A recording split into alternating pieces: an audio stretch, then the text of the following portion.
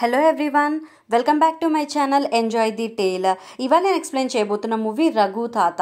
ఇది ఒక చిన్న family oriented movie. Explanation start చేసే ముందు మన ఛానల్లో వీడియో కనుక మీకు నచ్చితే please like, share and subscribe. Movie ఎలా స్టార్ట్ అవుతుందంటే మనకి మెయిన్ క్యారెక్టర్ అయిన కయాల్ని చూపిస్తారు. కయాల్ ఒక బ్యాంక్ ఎంప్లాయ్. కయాల్కి ఇంట్లో అమ్మ, నాన్న, అన్నయ్య ఇంకా రఘు తాత ఉంటారు.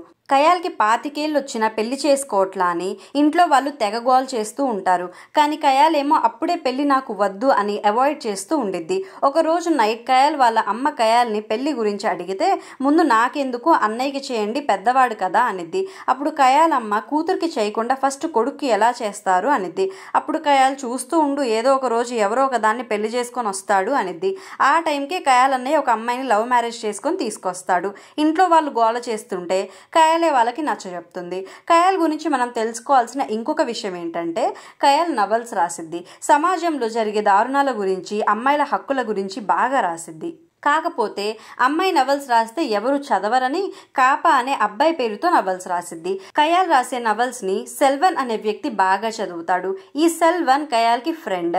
కయాల్ బ్యాంక్ కి వెళ్లే టైంలో కలిసి బుక్స్ తీసుకునేవాడు. ఇంకో విషయం, సెల్వన్ కయాల్ ని లవ్ చేస్తున్నాడు. సో అతని ప్రయత్నాలేవో అతను చేస్తున్నాడు తన కోసం. కయాల్ మాత్రం అతని లవ్ మ్యాటర్ లో అవాయిడ్ చేస్తూనే ఉంటది. కట్ చేస్తే కయాల్ బ్యాంక్కి వెళ్ళిద్ది. బ్యాంక్లో manager Hindi word of the day అని ఒక పదం రాస్తాడు. అంతే, కయాల్కి ఎక్కడ లేని కోపం. తనకి మాతృభాష మీద ప్రేమ ఎక్కువ. ఎవరైనా హిందీ ఖచ్చితంగా నేర్చుకోవాలి, మాట్లాడాలి అంటే కయాల్కి నచ్చదు. అలా మాతృభాష మీద ప్రేమతో ఒక హిందీ సభని క్యాన్సిల్ కూడా చేపించింది. దానితో కయాల్ అంటే ఊరిలో అందరికీ చాలా మర్యాద.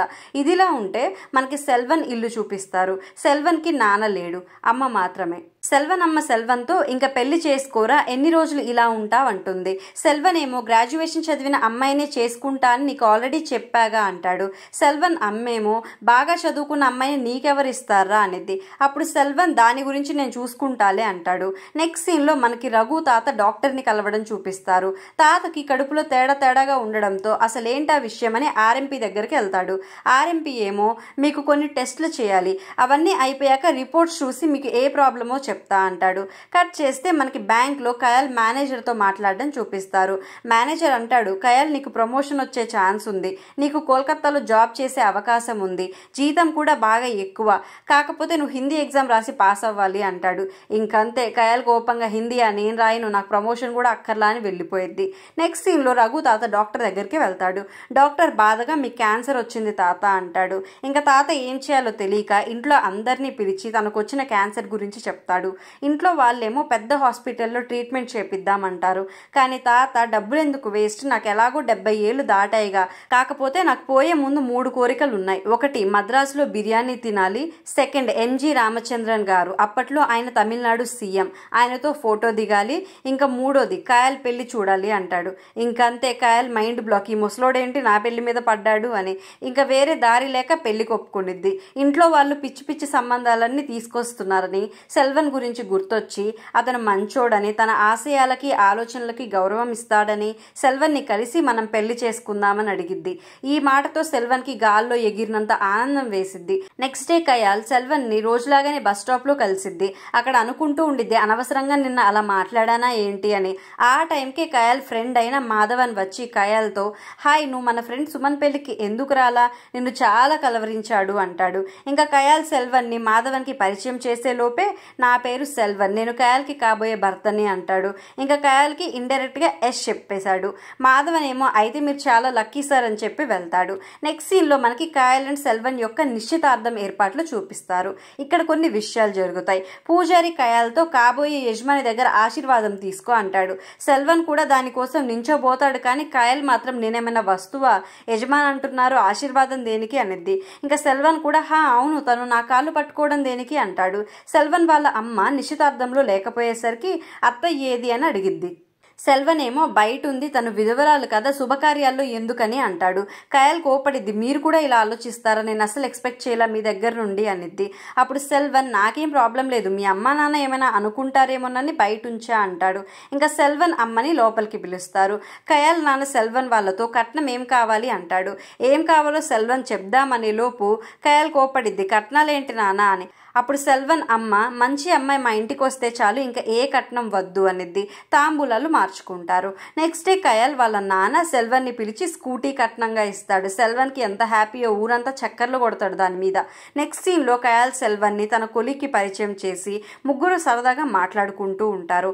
మాటల్లో కయాల్ ప్రమోషన్ గురించి వచ్చి కయాల్ కొలీగ్ చెప్పిద్ది కయాల్కి కోల్కతా వెళ్ళే ఛాన్స్ ఉంది, కాకపోతే దానికోసం తను హిందీ ఎగ్జామ్ రాయాలి. అలా రాసి కోల్కతా వెళ్తే తన జీతం 450 అయిద్ది అంటుంది. సెల్వన్ ఏమో డబ్బు కంటే విలువలే ముఖ్యం, మేము ఇక్కడే ఉంటాము అంటాడు. ఇంకా వాళ్ళ ముగ్గురు వెళ్ళిపోతూ బిల్ సెల్వన్ పే చేస్తా అంటాడు. కానీ కయాల్ వద్దు వద్దు అని తను పే చేసిద్ది. కట్ చేస్తే ఒకరోజు కయాల్కి లెటర్ వచ్చింది. అందులో ఏముందంటే ఇప్పటి వరకు కాపా అనే అబ్బాయి పేరుతో కథలు రాస్తుంది, అబ్బాయి కాదు అమ్మాయి అని ఉండిద్ది. కయాల్ చెప్పిద్ది నా కథలు పబ్లిష్ చేసే వాళ్ళకి ముందు నుండే నేను అమ్మాయి అని తెలుసు, కానీ అసలు ఇలా నాకు లెటర్ రాయాల్సిన అవసరం ఎవరికి ఉందా అని ఆలోచిస్తుంది. ఇంకా ఆ లెటర్లో ఉన్న రైటింగ్ సెల్వన్ దానిలా అనిపించి చెక్ చేయడానికి సెల్వన్ ఇంటికి వెళ్ళిద్ది. అక్కడ సెల్వన్ అమ్మతో నేను సెల్వన్కి కొన్ని పుస్తకాలు గిఫ్ట్ ఇవ్వాలనుకుంటున్నా, సో తన దగ్గర ఏమేమి ఉన్నాయో తెలిస్తే లేనివి కొనొచ్చు అని వెళ్ళి బుక్స్ చెక్ చేస్తుంది. ఆ టైంలో సెల్వన్ ఇంట్లో ఉండడు. కయాల్కి సెల్వన్ డైరీ దొరికిద్ది. డైరీలో సెల్వన్ కయాల్ గురించి దారుణంగా రాస్తాడు. పైకి మంచోడిలా కనిపించే సైకోవాడు. డైరీలో రాస్తాడు అమ్మాయిలకి సంధిస్తే తలకెక్కేస్తారు, కాబోయే మొగుడిని నువ్వు రా అంటుంది, పెళ్ళయ్యాక చెప్తా దాని సంగతి, అయినా అసలు దీనికి వ్యభిచారాల గురించి ఎలా తెలుసు, వాటి గురించి పుస్తకాలలో తెగ రాస్తుంది, పెళ్లి కాని త్వరలో దాని రాతలన్నిటికీ ఫుల్ స్టాప్ పెడతా, అసలు ఆ సుమన్ మాధవన్ ఎవడు, వాళ్ళెవరు నేను లక్కీ అనడానికి, పెళ్లి కాని నేనేంటో చూపిస్తా అని రాస్తాడు. ఇంకా ఏముంటుందంటే అసలు విధవరాలని శుభకార్యాలకి రాని ఇస్తారా బుద్ధున్నోళ్ళు ఎవరైనా, పెళ్ళయ్యాక అన్నీ నేర్పిస్తా, అయినా కట్నం వద్దంటుందేంటి, నా ఇంటికి రావడానికి తను ఇచ్చే ఫీజు అది, డబ్బు తెచ్చుకోకుండా తేరగా వచ్చి నా ఇంట్లో తిందామనుకుంటుంది, చెప్తా దాని సంగతి అంటాడు. ఇంకా బిల్ నేను కడతాను అంటే తనే కడతా అని డబ్బులు ఇచ్చింది, జాబ్ చేస్తుందని పొగరా, చూపిస్తా పెళ్లి కానీ అంటాడు. ఇలా తన డైరీలో రాసింది చూసి కయాల్కి మైండ్ బ్లాక్ అయ్యిద్ది. విషయం అంతా తన అన్నా వదినలకి చెప్పి నేను వాడిని పెళ్లి చేసుకోను అనిద్ది. కయాల్ అన్నయ్యేమో మరి తాతయ్య పరిస్థితి ఏంటి, అసలే ఆయనకి హెల్త్ బాలా, నువ్వు ఈ పెళ్లి చేసుకోను అంటే ఏమైపోతాడో అంటాడు. ఇంకా కయాల్ అనుకునిద్ది నేను చెప్పకుండా వాడంతట వాడే పెళ్లి క్యాన్సిల్ చేసేలా మనం చేయాలి అంటుంది. ఇప్పుడే కయాల్ అన్నయ్య ఒక ఐడియా ఇస్తాడు, నువ్వు గనక హిందీ నేర్చుకుని ఎగ్జామ్ రాసి కోల్కతా వెళ్తే వాడే నిన్ను వద్దనుకుంటాడు అని. ఇదేదో బాగుందని పాపం తనకి నచ్చకపోయినా తన కొలీగ్ హెల్ప్ తీసుకుని హిందీ నేర్చుకుంటూ ఉండిద్ది. కానీ ఒక్క ముక్క కూడా కయాల్ బుర్రకెక్కదు. ఇంకోవైపు సెల్వన్ని కయాల్ కలవకుండా అవాయిడ్ చేసిద్ది. అయితే కయాల్ ఈ హిందీ తన వల్ల కాదని ఎగ్జామ్లో చీట్ చేసి పాస్ అవ్వాలని వేరే వాళ్ళ ద్వారా ఎగ్జామ్ రాపించి ఆ పేపర్స్ ఇన్విజిలేటర్కి ఇచ్చిద్ది. అలా కయాల్ ఎగ్జామ్ పాస్ అయింది. కాకపోతే షాకింగ్గా మనకేం తెలిసిద్దంటే సెల్వన్ కయాల్ తనని అవాయిడ్ చేస్తుందని తనని ఫాలో అవుతాడు, అసలు ఏం చేస్తుందా అని. ఆ ప్రాసెస్లో కయాల్ హిందీ ఎగ్జామ్ రాసిందని సెల్వన్ తెలుసుకుంటాడు. సెల్వన్ కయాల్ని ఈ విషయం అడిగితే అవును రాసా, నాకు ప్రమోషన్ కావాలి అందుకే రాసా అనిద్ది. సెల్వన్ ఏమో మనం ప్రమోషన్ అది ఏం వద్దనుకున్నాంగా అంటాడు. కయాల్ ఏమో నాకు ఇప్పుడు కావాలనిద్ది. ఇంకా కయాల్ మాటలు నచ్చక సెల్వన్ అక్కడి నుండి వెళ్ళిపోతాడు. కట్ చేస్తే సెల్వన్ ఇంట్లో డైరీ రాస్తూ ఉంటాడు. అప్పుడు సెల్వన్ అమ్మ నువ్వు చాలా అదృష్టవంతుడివి, అమ్మాయి చాలా మంచిది అనిద్ది. సెల్వన్ ఏమో ఆపమ్మ దానికి చదువుకుందని అహంకారం అంటాడు. అప్పుడు సెల్వన్ అమ్మ లేదు ఆ అమ్మాయికి నువ్వంటే ఎంత ఇష్టమో నిన్ను చూడ్డానికి ఇంటికి వచ్చింది, నీకు బుక్స్ గిఫ్ట్ ఇవ్వడానికి నీ బుక్స్ అన్ని చూసి వెళ్ళింది అనిద్ది. అంతే సెల్వన్ షాక్, బుక్స్ ఏమేం చూసింది అంటాడు. సెల్వన్ అమ్మేమో అన్నీ చూసింది, ముఖ్యంగా నువ్వు రోజు ఏదో రాస్తావుగా ఆ బుక్ అయితే చాలాసేపు చూసిందని చెప్పిద్ది. ఇంకా సెల్వన్కి సినిమా అర్థమైద్ది కయాల్కి మొత్తం తెలిసిపోయింది అని. నెక్స్ట్ డే సెల్వన్ కయాల్ దగ్గరికి వెళ్ళి నీకు కోల్కతా వెళ్ళాలనుంది కదా జాబ్ కోసం, సరే నేను నీతో వస్తా అని బాంబు వెలుస్తాడు. కయాల్ ప్లాన్ అంతా గోవిందా గోవిందా అయింది. అయితే ఒకసారి హిందీ సభ పెట్టడానికి రంగారావు అనే వ్యక్తి ఊరికి వస్తే అతని సభని జరగకుండా కయాల్ చెడగొట్టిద్ది. సో సెల్వన్ ఏం చేస్తాడంటే రంగారావుకి లెటర్ రాస్తాడు, మీ సభ ఒకప్పుడు చెడగొట్టిన అమ్మాయి తనే స్వయంగా హిందీ ఎగ్జామ్ రాసింది అని. సో ఆయన ఈ విషయం గురించి కయాల్తో మాట్లాడడానికి స్టార్ట్ అవుతాడు. ఇంకోవైపు పెళ్లి రోజు రానే వచ్చింది. పెళ్లి కొడుకుని కూతుర్ని కూడా రెడీ చేసేశారు. పూజారి గారు పెళ్లి కొడుకుని తీసుకురమ్మంటే సడన్ గా పెళ్లి కొడుకు కనిపించడు. ఇంకా గౌరీ పూజ అయినా చేపిద్దామని అమ్మాయిని కూర్చోబెట్టి చేపిస్తూ అబ్బాయి కోసం వెతుకుతారు.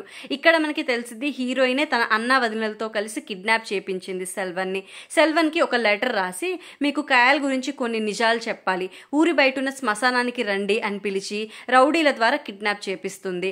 ఆ లెటర్ కూడా సెల్వన్ అమ్మతోనే ఇప్పిస్తారు. సెల్వన్ అమ్మకి జరిగిందంతా కయాల్ చెప్పిద్ది. అయితే ఎంతసేపటికి సెల్వన్ మండపానికి రాకపోయేసరికి అందరూ టెన్షన్ పడుతూ ఉంటారు.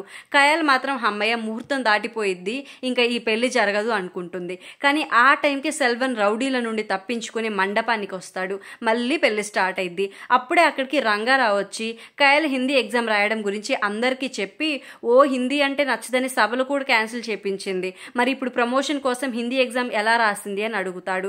అప్పుడు కయాల్ ఇంకా కోపం ఆపుకోలేక నేనేం డబ్బు కోసం రాయలా, నా పెళ్లి ఆపడానికి రాసా, నేను చేసిన దానికి ఈ ఊరు నాకు ఏ పనిష్మెంట్ ఇచ్చినా ఓకే, కావాలంటే జాబ్ అయినా వదిలేస్తా అనిద్ది. సెల్వన్ ఏమో ఎందుకు కయాల్ ఇలా అంటున్నావు, నేనంటే నీకు ఇష్టమే కదా అంటాడు.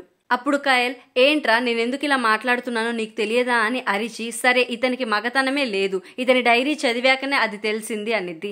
దానితో సెల్వన్కి కోపం వచ్చి బండబూతులు తిడతాడు. ఇంకా కయాల్ వదిన మా అమ్మాయిని అన్ని మాటలు అంటావా అని గొడవ చేసిద్ది. అప్పుడే కయాల్ ఫైనల్గా వాళ్ళ తాతకి ఒక విషయం చెప్పిద్ది. తాత మనం హిందీ భాష మీద ఎందుకు పోరాడుతున్నాం, బలవంతంగా నేర్చుకోమంటున్నారని కదా, అంటే బలవంత పెట్టడం తప్పనే కదా, మరి పెళ్లి గురించి నన్నెందుకు బలవంత పెడుతున్నారు అని సెల్వన్తో పెళ్లి క్యాన్సిల్ చేసుకుంటుంది. తాతేమో ఇదంతా నా వల్లే, పోయేవాడిని పోక నిన్ను ఇబ్బంది పెట్టా అంటాడు.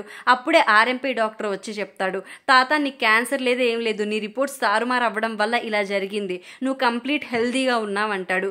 అంతే, మొత్తం అందరూ చాలా హ్యాపీగా ఫీల్ అవుతారు. కట్ చేస్తే ఒకరోజు కయాల్ బస్ స్టాప్లో ఉంటే ఒక వ్యక్తి వచ్చి నేను కాపా అనే వ్యక్తి రాసిన బుక్స్ చదివా, చాలా బాగున్నాయి, ఆ బుక్లో ఒక స్టోరీని మూవీ తీయాలనుకుంటున్నా, మీరు కాపాని కలవడానికి హెల్ప్ చేస్తారా అంటాడు. ఇంకా కయాల్ ఆ కాప నేనే అని తన గురించి చెప్తుంది. ఇలా మూవీ ఎండ్ అవుతుంది. ఇది ఒక సింపుల్ ఫ్యామిలీ మూవీ అండి. ఎక్స్ప్లెనేషన్ నచ్చితే please like, share and subscribe. Thanks for watching.